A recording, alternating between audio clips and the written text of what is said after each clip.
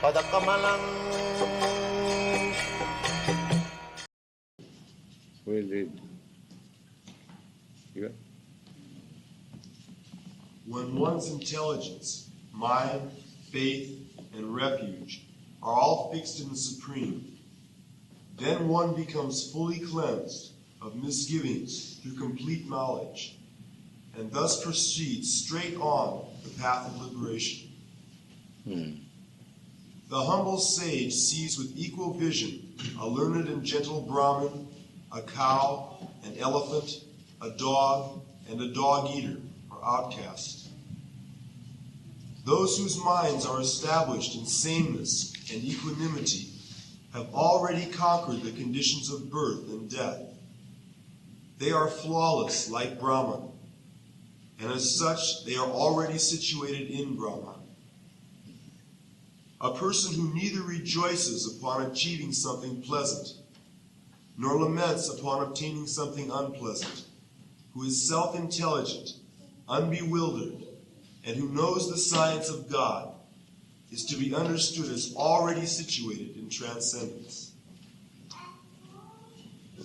A person who neither rejoices upon achieving something pleasant, nor laments upon obtaining something unpleasant, who is self-intelligent and bewildered, and who knows the science of God, is to be understood as already situated in transcendence. Yes, go on. Purport. The symptoms of the self-realized person are given herein. The first symptom is that he is not illusioned by the false identification of the body with his true self. Yes. Achieving something pleasant, generally we accept a thing pleasant when it satisfies our senses. We accept it as pleasant. But actually, satisfaction of my sense is not real pleasure. Because my senses are at the present moment diseased. Therefore, as it is stated in the Narad Pancharatra, that tatparatena nirmalam, one has to purify the senses in Krishna consciousness. The Krishna consciousness movement is not to become void of the senses. The other philosophers, they say that you don't desire. We say that we don't desire nonsense, but we desire Krishna. Desire is there, but as soon as desire is purified, then I shall desire Krishna. When one is desiring only Krishna, that is his healthy state. And if somebody is desiring something else, something other than Krishna, then he is to be understood in diseased condition. So diseased condition means contaminated by Maya. This is external. So, our philosophy, Krishna consciousness movement, is not to stop desiring, but purify desire. And how you can purify? By Krishna consciousness. If you desire, just like concrete example, if I desire a very nice apartment for my personal sense gratification, this is diseased desire. And if I desire a nice costly temple for Krishna, that is purified desire. So desire is there. You are sitting here in a very nice room, very clean, very good atmosphere. But this desire is purified desire.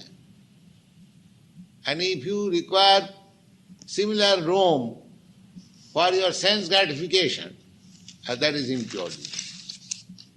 So desire there must be.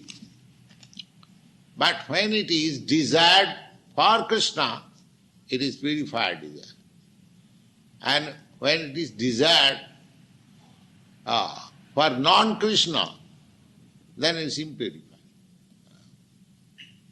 So, those who are desiring for Krishna, they are not behind any enjoyment.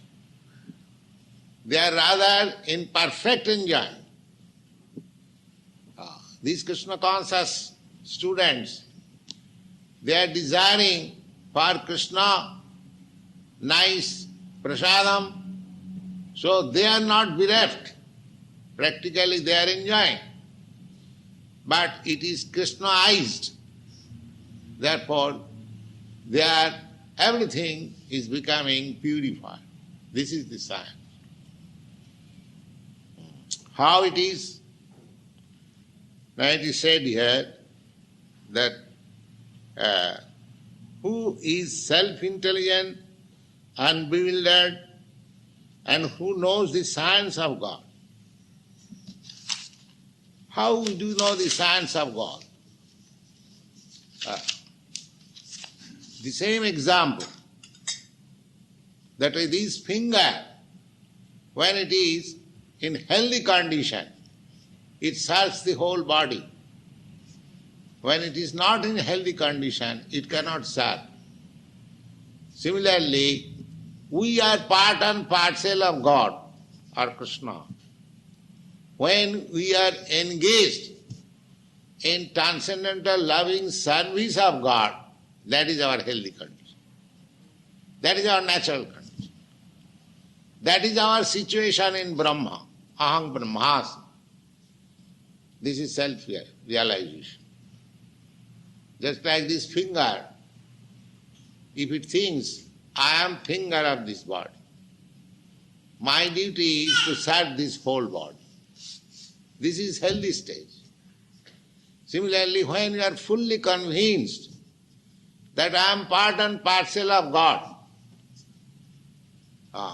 there are many examples, just like you are American citizen. If you think yourself that I am part and parcel of this state, sometimes there is some advertisement that if you spoil this thing, you must know you are spoiling your own thing, because the state is yours. Similarly, if I know the science of God, if I know science of Krishna, then my duty is to utilize everything for the satisfaction of Krishna.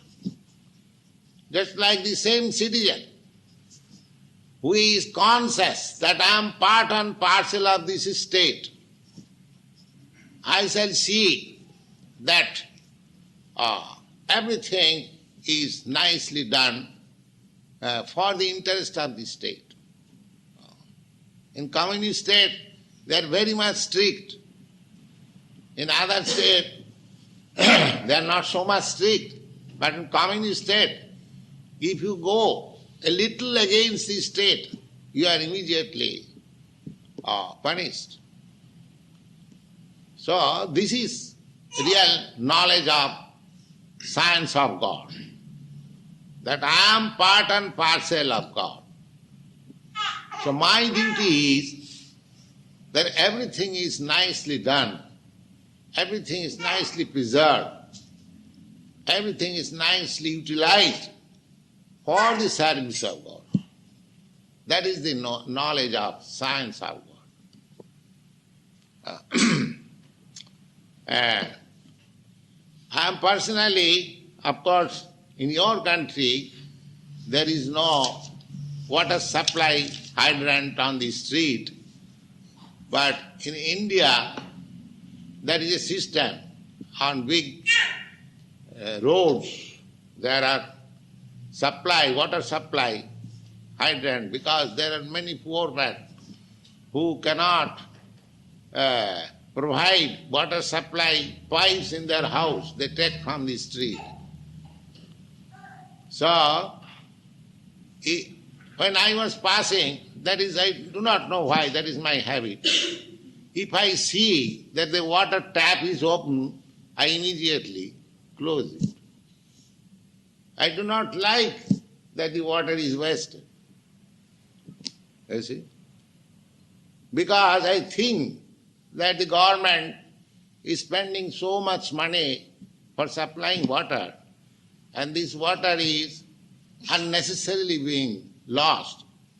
So I should be. That is also advertised in your country when there is dropping in your bathroom. These authorities request you to stop them, because the drop of water cost many dollars for the management. Similarly, when everything we see in connection, Nirbandhe Krishna Sambandh, in connection with Krishna, when everything we see that this can be utilized very nicely for Krishna's service, that is Krishna consciousness, that is God consciousness. Everything to see in connection with Krishna. The Goswamis, they give us this formula. Prapanchikathaya buddhya hari sambandhi vastu. The Mayavadi philosopher, they say that this world is false. This world is false. Some philosophers, they are meditating to the voidness. That these things are all nonsense. Voidness is best. This is frustration. But we know that everything belongs to Krishna and it can be used for Krishna. Why void? Why false? Reality. That is Krishna consciousness. To accept everything in reality, not false. This tape recorder machine, it is material. The Mayavad philosopher, they will say it is false. We say it is not false, it is temporary, but it can be used for Krishna. That is the best use of a bad bargain. Similarly, this body is not false, but it is temporary. How can I say false? If I give you a nice, I mean to say, what is called? Saw. You will feel. So it is not false, but that feeling is temporary. That's all. So this body, the Bhagavad says, asannapi klesa deyasa deha. This body, although false are temporary, but when it is painful, I feel it. How can I say it is false? So, everything created or given by God, we should not say it is false, but we should know that this is God-gifted. It is God's possession. So I must utilize it for God's purpose. That is Krishna consciousness. That is the knowledge of science of Krishna. Everything. Nirbandhi Krishna sambandhi. Jukta vairāgya vicca. And prapunjikataya buddhya hari sambandhi vastuna mumuksuvi parityaga phalgu vairāgya kathati. Vairāgya means renunciation. And phalgu means without any value or little, very little. Why should we give up this world? But the process is to give up the idea of sense enjoyment. That is required. That is real renunciation. I shall not use it for my sense gratification. I shall utilize it for Krishna's service. That is Krishna consciousness. One. He knows perfectly well that he is not this body, but is the fragmental portion of the Supreme Personality of Godhead. He is therefore not joyful in achieving something, nor does he lament in losing anything which is related to this body. This steadiness of mind is called sthira buddhi, or self-intelligence. Sthira buddhi. Sthira means steady, and buddhi means intelligence. He is therefore never bewildered by mistaking the gross body for the soul, nor does he accept the body as permanent and disregard the existence of the soul. This knowledge elevates him to the station of knowing the complete science of the absolute truth, namely Brahman, Paramatman, and Bhagavan. Yes. The complete knowledge of absolute truth means to understand three features of the absolute truth. One feature is Brahman, impersonal. The next feature is Paramatma, localized.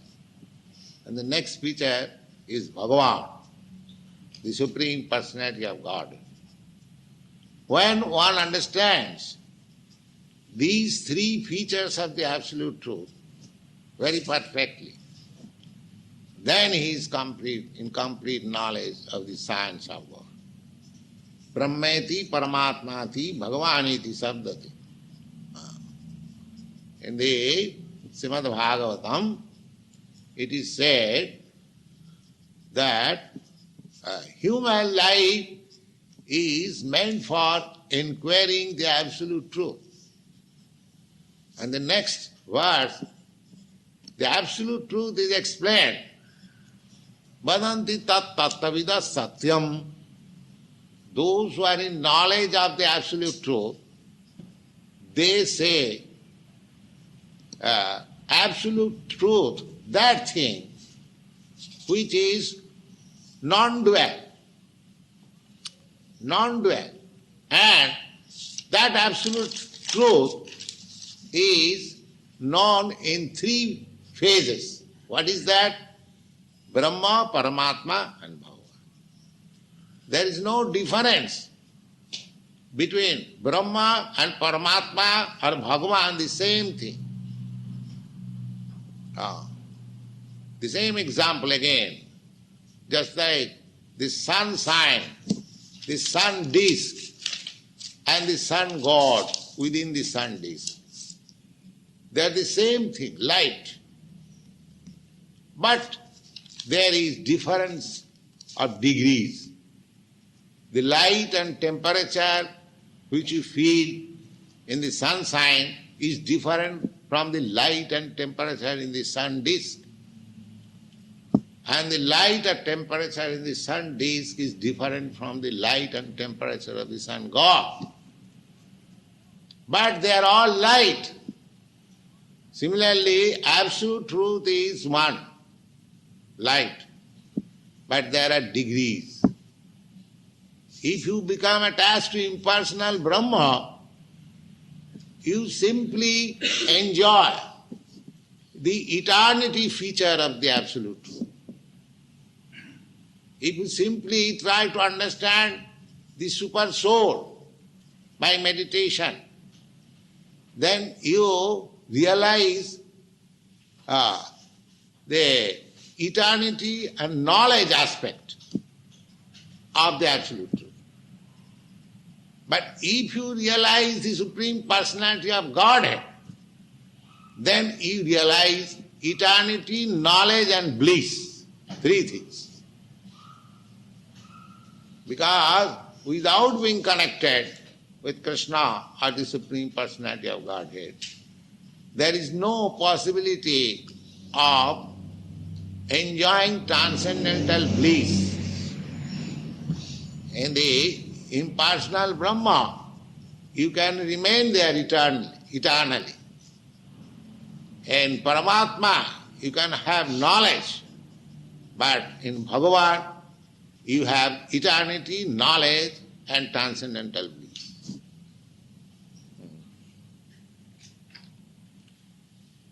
He thus knows his constitutional position perfectly well, without falsely trying to become one with the Supreme in all respects.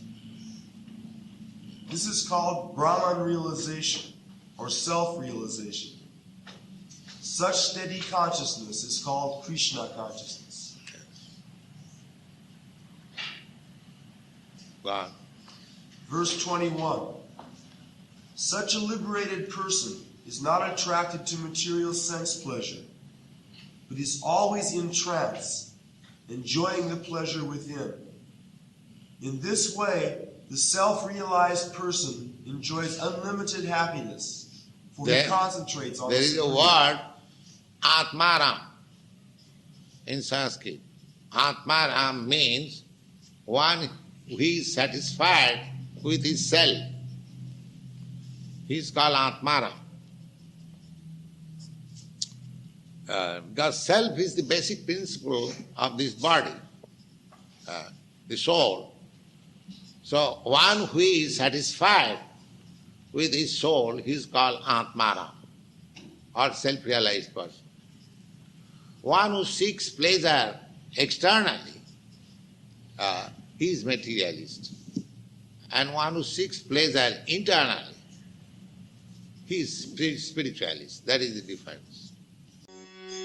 Hare Krishna, Hare Krishna, Krishna Krishna, Hare